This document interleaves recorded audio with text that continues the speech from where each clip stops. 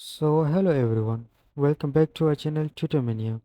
So in this video I'm going to show you how you can clear your conversations in Snapchat easily. So let's get started. First of all, open your Snapchat,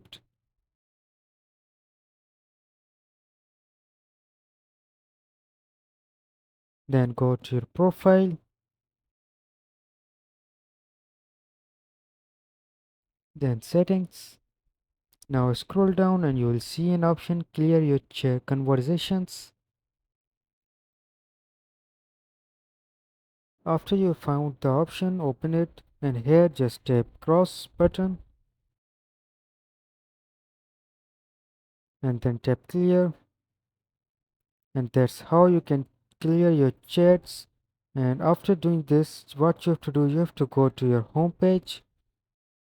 Now here you can see my chats has been cleared, and that's how you can clear your chats also in Snapchat. That's it for today's video. Make sure to like and subscribe our channel. Thanks for watching. See ya.